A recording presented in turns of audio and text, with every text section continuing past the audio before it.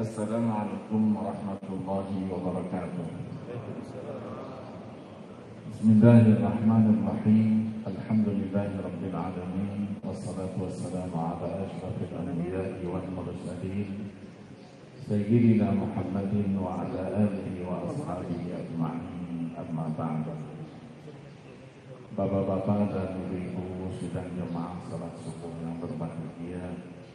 Alhamdulillah, alhamdulillah, puji dan syukur kita panjatkan kehadiran Allah Subhanahu wa taala, di mana berkat rahmat, taufik, hidayah dan inayahnya juara. Kita semua sampai dengan saat ini tetap dalam keadaan sehat walafiat, tidak kurang suatu apapun, dan kita telah memulai kegiatan kita hari ini dengan tahajud, tilawatul Quran, zikir, doa, dan baru saja kita selesaikan secara berjamaah salat subuh. Kita lanjutkan i'tikaf kita dengan kajian sampai nanti dengan syuruk. Mudah-mudahan Allah Subhanahu wa taala senantiasa memberikan taufik dan hidayahnya kepada kita semua. Amin ya rabbal alamin.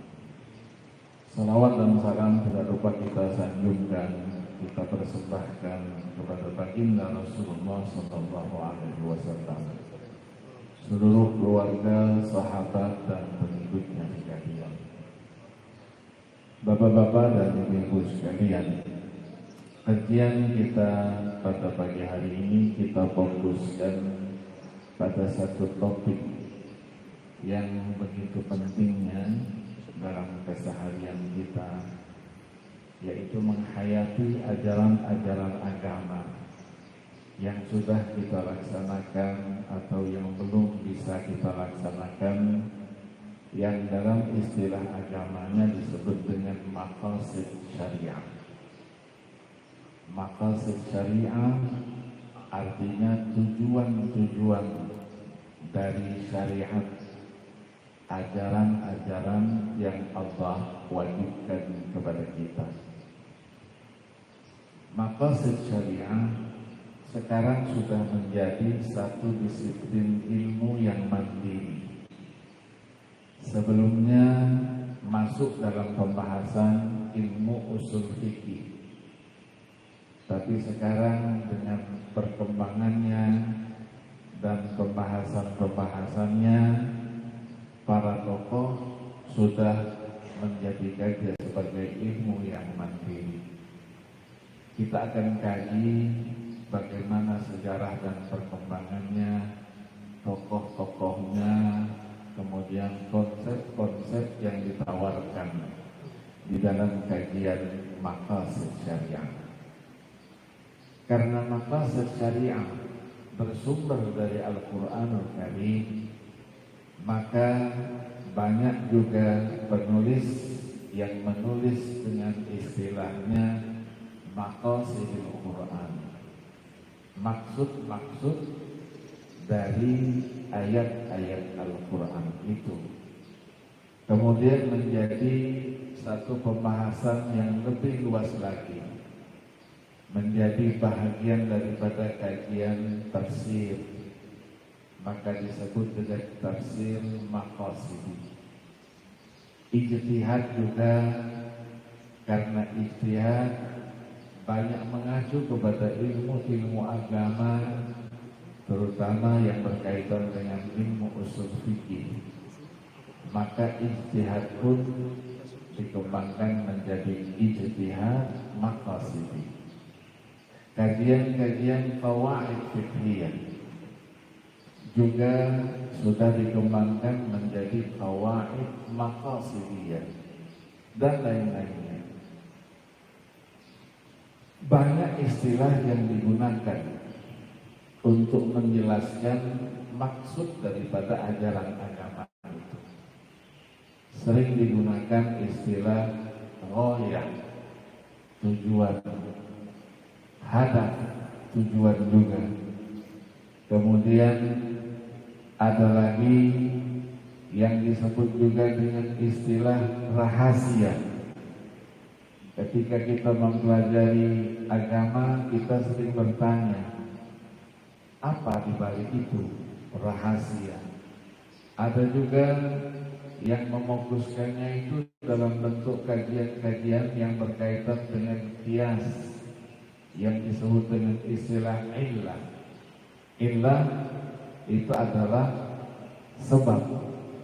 Maka banyak istilah yang digunakan untuk menggunakan illah itu.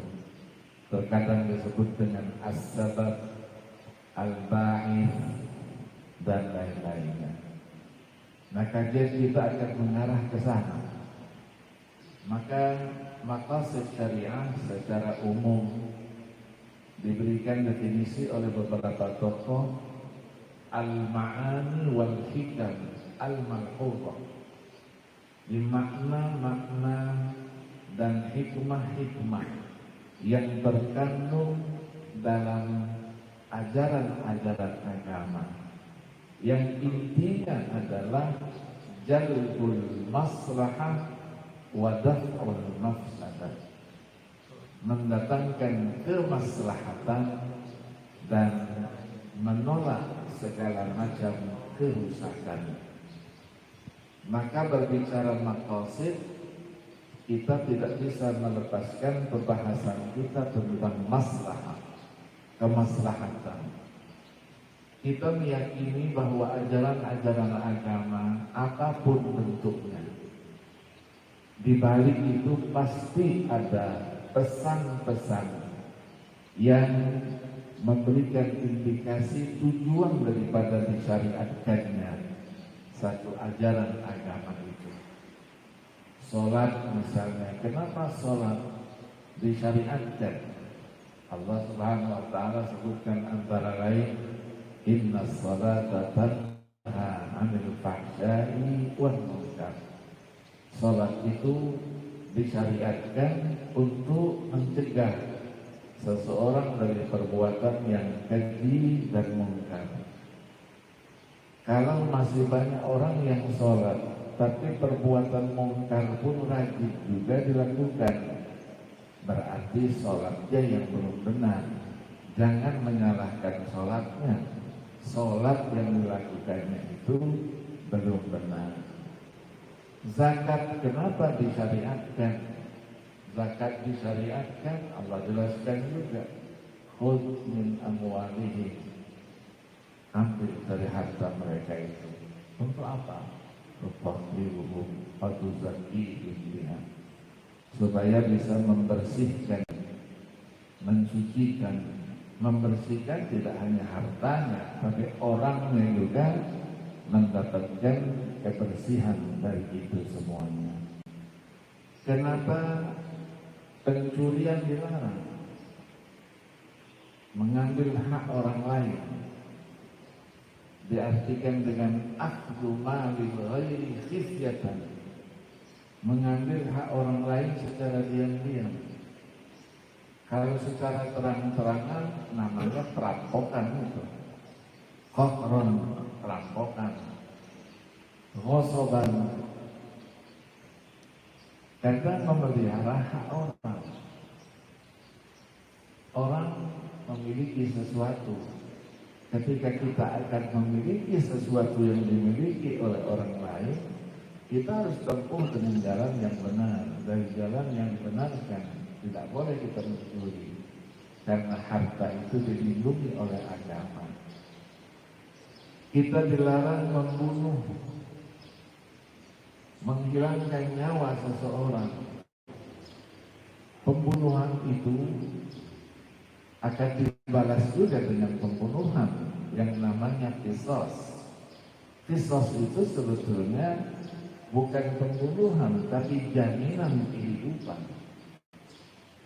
Maka dilarang kita membunuh, menghilangkan nyawa, karena nyawa itu harus dilindungi. Agama pun tidak boleh diganggu. La ikraha fid, agama harus dipelihara. Dilarang melakukan zina. Kenapa?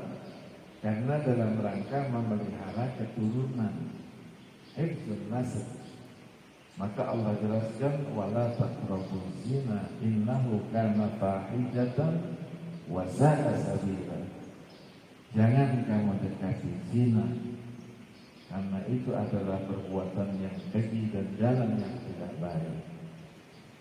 Penafsiran itu terkadang dibawa kepada penafsiran yang sekarang diistilahkan dengan liberal.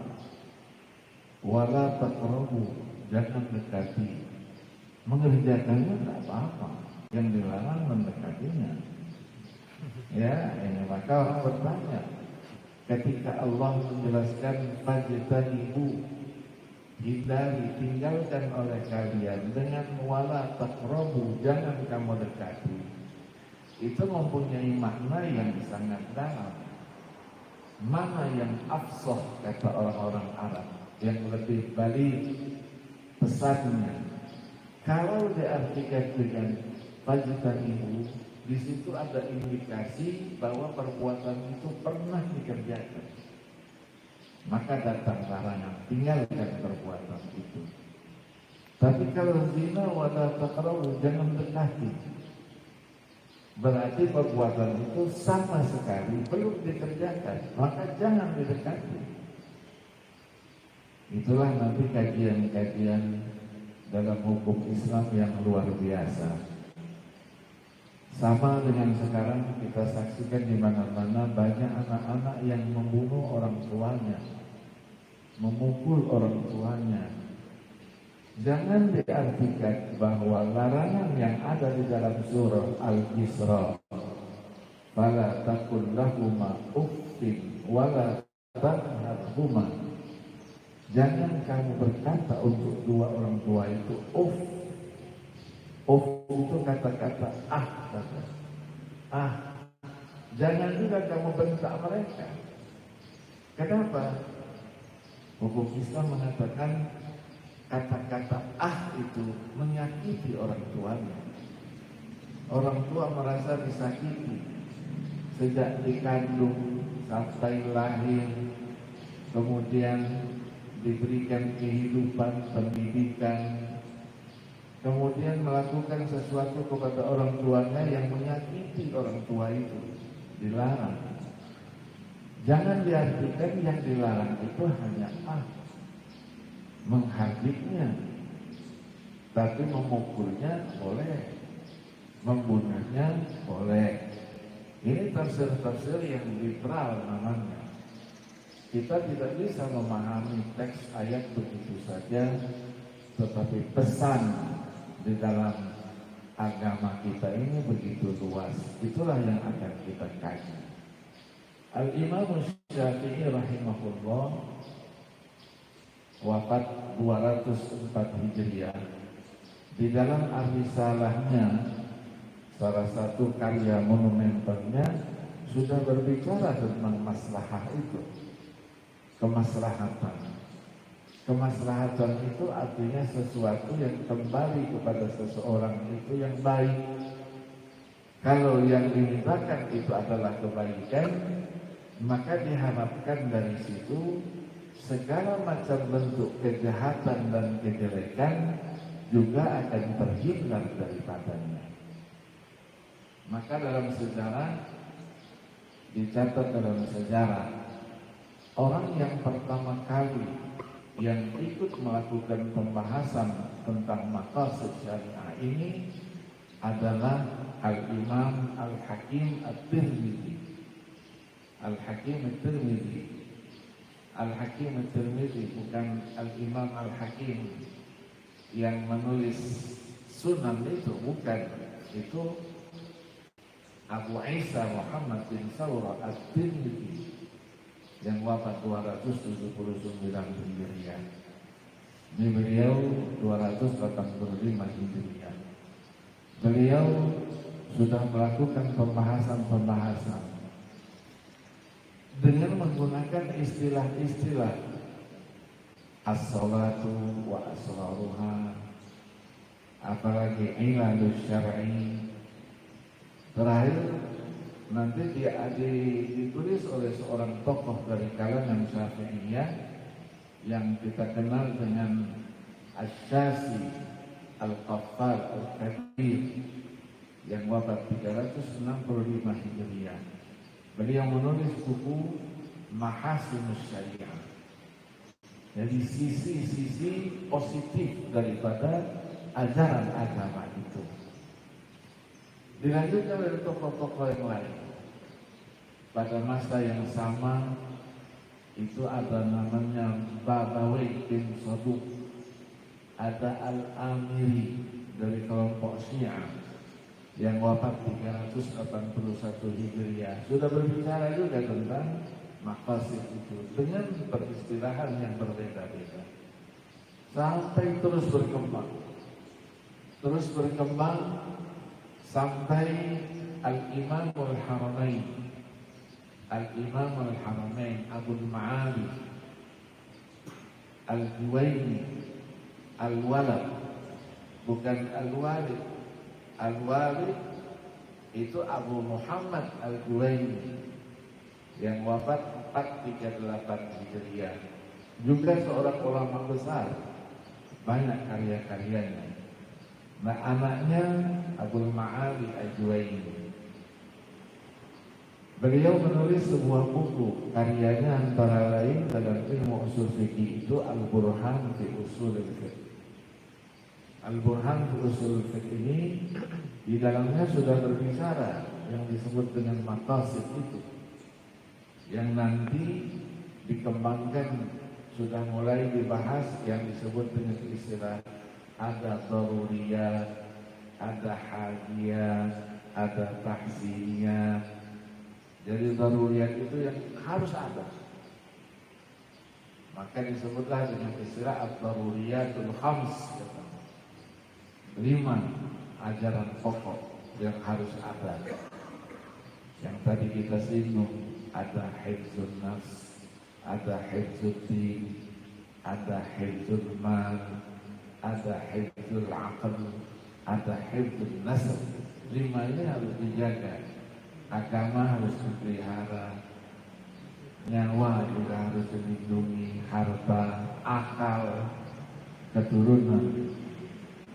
Akal harus dilindungi, maka dilarang kita narkoba. Nah, boleh narkoba. Narkoba itu sekilas katanya menjadikan orang itu bersemangat ketika pada masa-masa musim dingin. Dengan narkoba orang menjadi hangat, panas. Itu semuanya bohong. Semuanya bohong.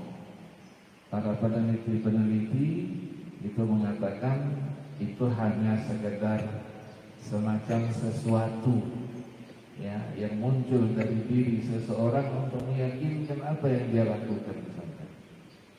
Maka diancam dengan hukuman. Orang yang narkoba pada masa Nabi itu dicambuk 40 kali. Tapi pada masa Sayyidina Umar bin Khattab radhiyallahu anhu dilihat bahwa narkoba ini merajalela dia. Harus ditindak dengan hukuman yang lebih berat lagi. Maka dihukum 80 kali. Terus berlaku hukuman 80 kali itu cambuk. Cambuknya dengan pelepah korma, namanya jaridah. Jadi pelepah korma itu yang harus diambil, itulah untuk nyambuk. Kalau kita sebutnya dengan rotan, dicambuk. Nyambuknya juga tidak boleh kencang-kencang, enggak, pelan-pelan supaya terasa sakitnya. Dihitung, ada yang cambuk, nanti ada yang menghitung. Wahid, Ibnain, Talata, sampai dengan 80 kali. Dan pelaksanaannya biasanya baginya putih. Supaya apa? Tidak dikasih kaos di dalamnya.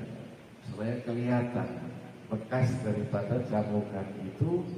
Dan orang yang menyaksikan pelaksanaan hukuman itu mendapatkan pelajaran dan rasa takut. Kalau saya melakukan seperti itu, saya juga akan mendapatkan hukuman seperti itu. Nah, Imam Al-Haramain ini mempunyai murid muridnya itulah Al-Imam Al-Ghazali, Abu Hamid Muhammad Al-Ghazali, yang wafat 505 Hijriah. Beliau memiliki 3 karya usul fikihnya.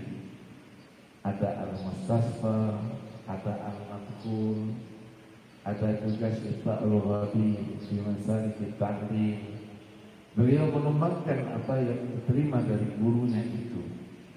Berlanjut ringkasnya sampai dengan abad berikutnya, ada tokoh yang kita kenal dengan Imam Ar-Razi, Fakhr Ar-Razi.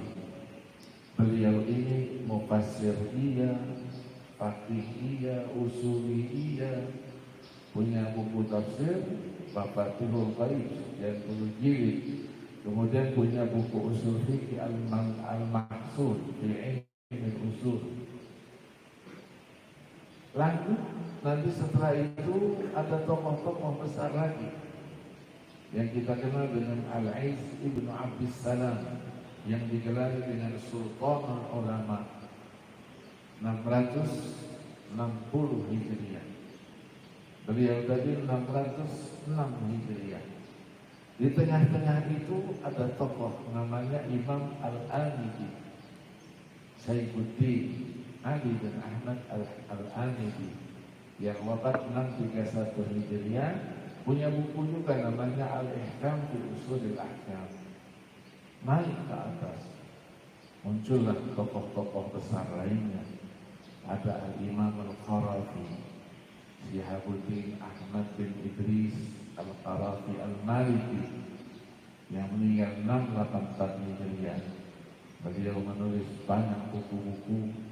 Kemudian pada masa sama juga 1 tahun setelah itu wafat Al-Imam Al-Baydawi dengan mengkaji usulnya. Sampai dengan abad berikutnya itu muncul tokoh-tokoh. Salah satu tokohnya adalah tokoh yang kontroversial, yang selalu diangkat pemikirannya, Najmuddin At-Tufi, 716 Hijriah. Beliau ini mazhabnya Hambali, tapi akidahnya Mu'tazilah. Maka orang-orang yang bermazhab Hambali menegur, memberikan kritikan kepada beliau. Nah, termasuklah nanti Imam Ibn Taymiyah yang wafat 728 Hijriah. Kemudian muridnya juga Ibnu Qayyim Al-Jauziyah 751 Hijriah. Sampai dengan lahir tokoh-tokoh berikutnya yang rata-rata itu bermazhab Syafi'i. Ada As-Subki, ada Al-Asnawi, sampai muncul tokoh yang diberi gelar dengan Abul Maqasid, bapaknya Maqasid Syariah. Itulah Abu Ishaq Asy-Syatibi Al-Maliki, yang wafat 790 Hijriah, dengan karyanya Al-Muwafaqat. Al-Muwafaqat.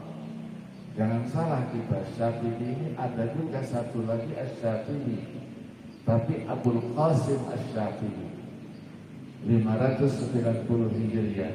Beliau pakar qiraah, itu yang menulis matan Syatibiyah itu. Jangan salah ya.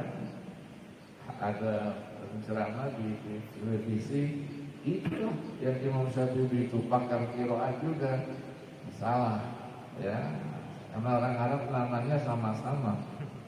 Syatibi ada berapa, kemudian Ar-Razi, ya Allah, Ar-Razi berapa banyak. Jangan katakan Ar-Razi satu, Ar-Razi itu juga tidak. Ada Ar-Razi, Abu Zur'a Ar-Razi, dia hadis 264 Hijriah. Ada lagi Ar-Razi, sampai dengan tokoh-tokoh berikutnya itu namanya Ar-Razi juga gelarnya, tapi namanya tidak sama, kehidupannya juga berbeda, tahun wafatnya juga tidak sama. Nah, dari perkembangan perjalanan panjang dari maqasid syariah ini, maka disimpulkanlah bahwa semua ajaran agama di balik itu pasti ada tujuan daripada pensyariatannya. Maka ulama-ulama menyebutkan, bagaimana cara saya ingin mengetahui untuk menetapkan ada tidaknya maqasid syariah di situ itu. Maka disebutlah namanya turuqu itsbatil maqasid asy-syar'iyyah. Yang pertama, perintah dan larangan. Al-amru wan nahyu al-ibtida'i at-tasrifi. Ada perintah, dipastikan di balik perintah itu ada maslahahnya. Ada larangan, pasti di balik larangan itu ada maslahahnya.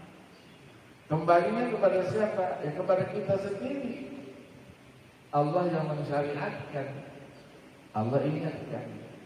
Dalam kajian-kajian sering disebut, itulah namanya falsafatut tasyri'.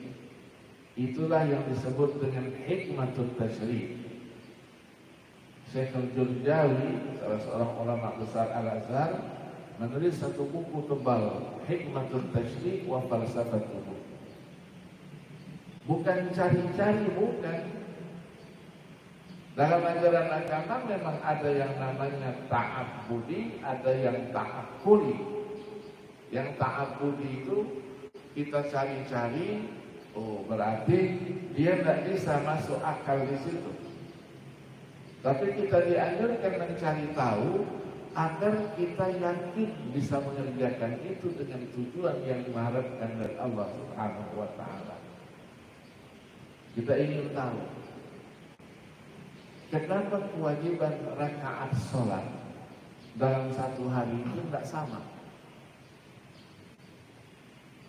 Itu maksudnya ta'abbudi atau ta'akkuli.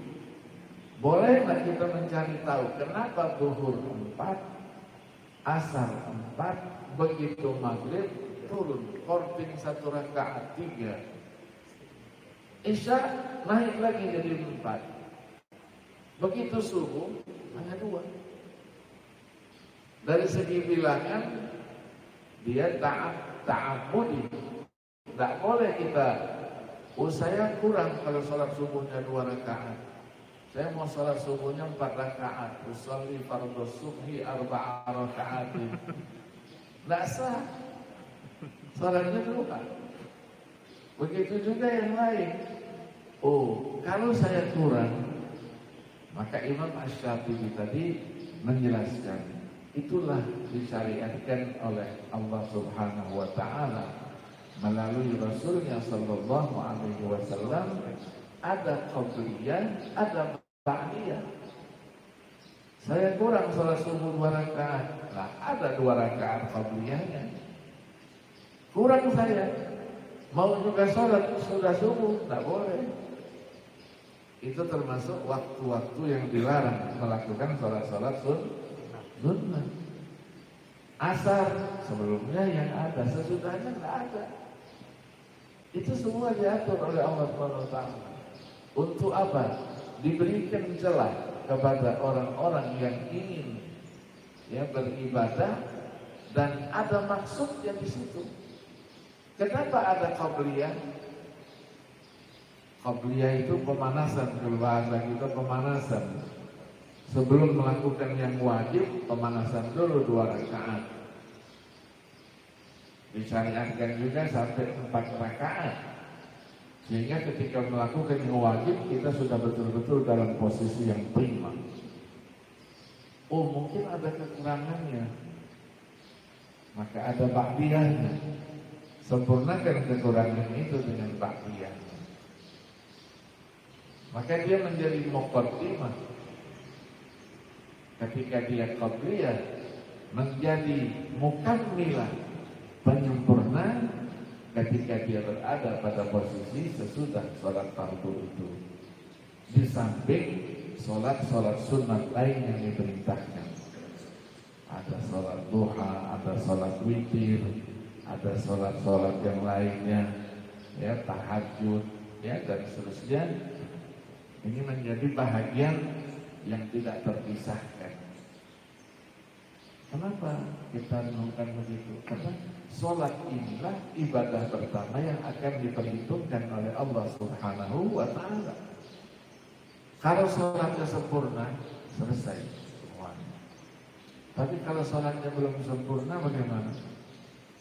Allah Subhanahu wa Ta'ala masih melalui Nabi kita ini, kita menjadi umat yang mulia, umat yang diberikan keistimewaan. Riwayat dari Tamim Ad-Dari radhiyallahu anhu, inna awwala ma yuhasabu bihi al-'abdu min a'malihim yawmal qiyamah as-shalah. Pertama kali yang akan dihisab hari kiamat dari amal perbuatan kita, salat. Fa in kanat tammah kutibat lahu tammah. Kalau sempurna, selesai. Dia ditulis sempurna. Tapi wa in kanat qad intaqasa minhu syai'. Kalau ada kekurangannya bagaimana? Yaqulu Rabbuna azza wa jalla bi malaikatihi. Allah pun sampaikan kepada malaikat-malaikatnya itu, unzuru hal li'abdi min tatawwu'in. Coba periksa dulu. Jangan langsung diambil, dilemparkan langsung ke neraka. Nanti dulu, lihat dulu. Pernahkah si hamba ini melakukan sholat sunnah? Fa in kana lahu tatawwu' qumila bihi man taqasa min tariqatihi. Kalau ada sholat sunat yang pernah dia lakukan, maka itu menjadi penyempurna dari kekurangan-kekurangan itu. Summa tu'khadhu sa'irul a'mali 'ala dzalik. Amal yang lain begitu. Zakat ada kurangnya, pernahkah dia bersedekah? Ngitungnya salah atau memang sengaja disalahkan supaya sedikit yang dikeluarkan. Puasa ada yang kurang, puasa sunnah yang menyempurnakan.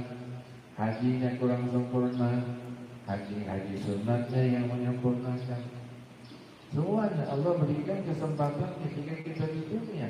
Tapi ketika di akhirat tidak ada lagi tawar-menawar itu. Ada kekurangan, begitu diperiksa ada kekurangan, pamit dulu dengan malaikat. Saya mau sholat sunnah dulu menyempurnakan yang itu. Tidak ada. Ad-dunya mazra'atul akhirah. Di sinilah tempat kita untuk bekerja keras. Nanti kita memanennya. Maka larangan-larangan pasti di balik itu ada maslahat yang sampai kepada kita. Ya, maka digunakan apa? Digunakan kadang-kadang kata-kata riksud. Narkoba misalnya, innamal khamru wal maisir wal azlam wal ansab rijsun min amali syaitan. Rijsun itu sesuatu yang keji, yang jelek, yang kotor dari amal syaitan. Kalau sudah jadi amal syaitan, nggak boleh kita. Maka tadi ibu. Maka orang yang suka narkoba, tidak ada satu organ tubuh yang dia miliki yang akan selamat dari penyakit. Ini kesimpulan dari hasil penelitian saya tahun 79 yang lalu. Ketika saya dapat gelar LC, saya meneliti itu di perpustakaan. Saya simpulkan begitu. Ternyata begitu diteliti sampai sekarang ini, memang iya. Apa yang selamat? Tidak ada yang selamat. Orang yang suka narkoba ringkih, kena angin sedikit, jalannya juga tidak seperti kita. Ya, jalannya bukan eksen gini, agak bungkuk sedikit. Sakit. Sementara di dalam sini semuanya hancur. Kalau kita diberi oleh Allah ada darah putih, ada darah merah. Darah putih untuk mencegah penyakit masuk. Maka narkoba itu menggogoti darah putih itu. Lama-lama habis. Tinggallah darah merah. Tidak ada lagi penangkal di dalamnya. Maidah kita, kantong nasi kita makan, disimpan. Narkoba panas, Begitu dia masuk di situ nanti, lama-lama nggak kuat kantong itu, bocorlah kantong itu. Begitu bocor, kita makan, nggak ada lagi tempat menyimpannya, keluar saja seperti burung. Allah berikan kita empedu. Empedu itu jangan dianggap kecilnya, tapi posisi dan fungsinya.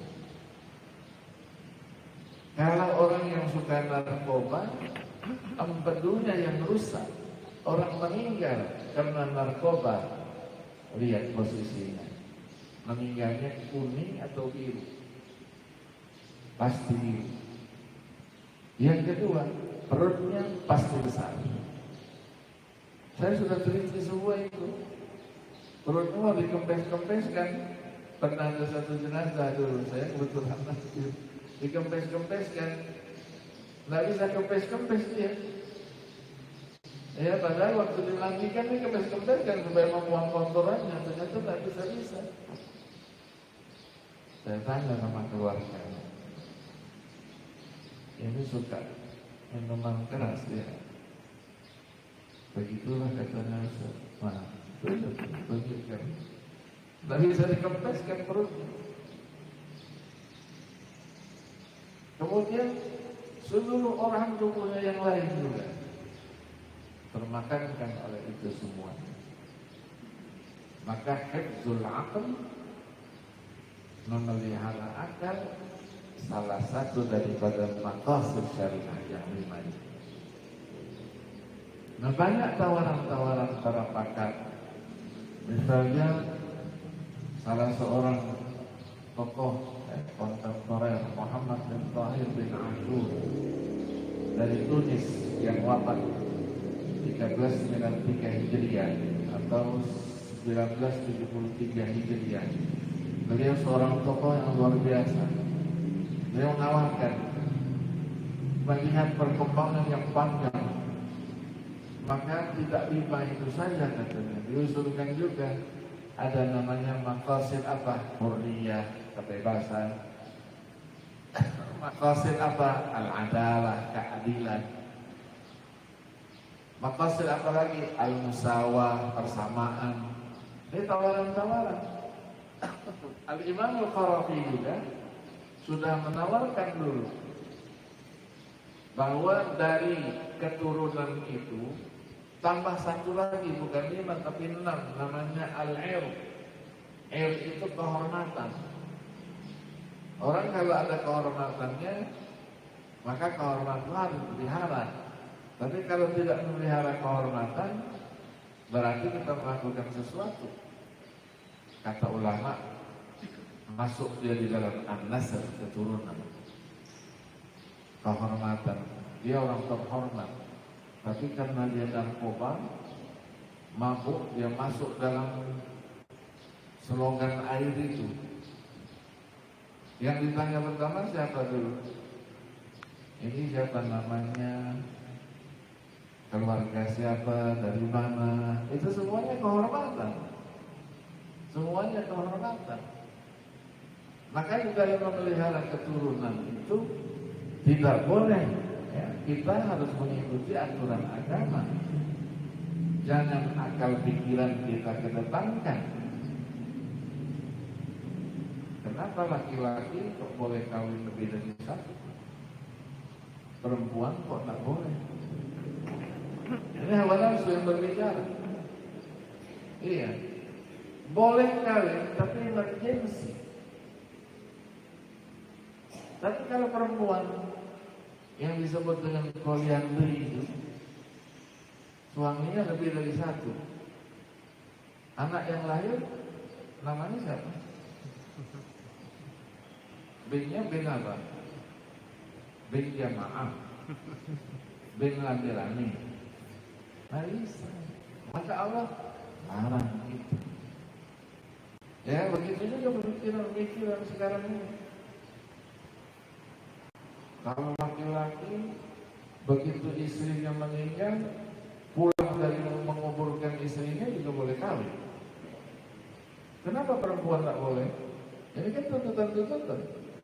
Kenapa tak boleh? Perempuan juga sama begitu. Ya. Itu ada namanya masa iddah. Tunggu dulu. Tunggu. Oh, sekarang alatnya canggih. Masa iddah itu ada unsur ibadahnya, bukan hanya hawa nafsu yang dikedepankan. Yang kedua, mencari tahunya dengan apa? Dengan illah. Ta'lilul ahkam. Ta'lilul ahkam. Jadi kita cari sebabnya begini, kenapa? Hukumnya begini, apa sebabnya? Itu illah. Illah ini kajian dari hukum Islam, ya. Termasuk dalam pembahasan qiyas. Qiyas ini pembahasan yang paling ruwet. Maka di Timur Tengah, kajian usul fikih untuk pasca sarjana itu qiyas itu babul qiyas. Ya, di Al-Azhar, di Timur Tengah, di mana, di Ummul Qura, tempat saya dulu. Itu yang dikaji 1 tahun untuk mengantarkan menulis tesis dan disertasi itu, ya kajiannya itu. Bertambah jauh, bukan bertambah mengerti kita, bertambah budak kita, bertambah sulit. Kenapa? Nah, kalau sudah yang sulit dapat diperoleh, dipelajari, maka yang lain-lain yang kecil-kecil mudah untuk kita dapatkan.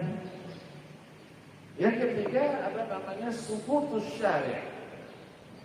Sukutus syari' itu diamnya Allah Subhanahu wa ta'ala dan Rasulnya, tidak diberikan ketetapan A, B, C, tidak. Dibiarkan begitu saja. Nah, ini menjadikan apa? Memberikan gambaran keluasan daripada syariat yang disyariatkan oleh Allah Subhanahu wa ta'ala. Kalau diatur semua A, B, C, itu terkesan nanti syariatnya ini kaku. Kalau kaku, banyak yang lari. Maka ada yang disebut dengan sukutus syari'. Jadi tidak ada penjelasan secara rinci, tidak disentuh. Bukan berarti Allah itu lupa, tapi disitulah letak rahmatnya Allah kepada kita. Ada hadisnya itu, ya, wasakata an asya'a rahmatan bikum ghayra nisyan fala tabhatu anha. Jadi banyak tidak ada penjelasannya. Sukut. Allah Subhanahu wa ta'ala tidak memberikan rinciannya, Rasul juga tidak memberikan rinciannya. Bukan berarti Allah itu lupa, tapi itulah buktinya kasih sayang Allah, rahmat Allah kepada kita. Nah, yang keempat itulah yang dilakukan di dalam kajian-kajiannya, yang disebut dengan penelitian, ya, yang disebut dengan istilah al-istiqra'. Jadi kita di dalam melaksanakan ajaran agama ini, kita hayati, kita cari tahu pesannya apa, sehingga kita mengetahui bahwa Allah itu memang mensyariatkan kepada kita tidak begitu saja. Ada intinya, ada di situ itu. Kalau kita pelajari, maka kita dalam melaksanakannya menjadi lebih yakin lagi. Memang Allah memiliki sesuatu yang sifatnya itu adalah rahasianya Allah, tapi diberikan kepada kita untuk kita kaji, untuk kita cari tahu apa hikmah di balik semuanya itu. Maka maqasid syariah menjadi sesuatu yang penting dalam kajian, dan di dalam kajian hukum Islam juga ketika menetapkan seseorang itu boleh tidak dia menjadi seorang mujtahid, dia juga harus ma'rifatuhu bil maqasid asy-syar'iyyah. Salah satu syaratnya adalah menguasai ilmu maqasid syariah ini. Maka sekarang dikumpulkan kajian-kajian, dan bahkan di negara-negara Timur Tengah, Afrika itu sudah membuat satu prodi khusus, doktor apa? Maqasid syariah. Magister apa? Maqasid syariah. Nah, kita belum sampai ke sana, ya, insya Allah nanti kita juga mengarah ke sana sehingga kita memiliki orang-orang yang memang di bidangnya berbicara sesuatu untuk mengungkap rahasia-rahasia yang ada di dalam ajaran agama kita yang tercinta ini.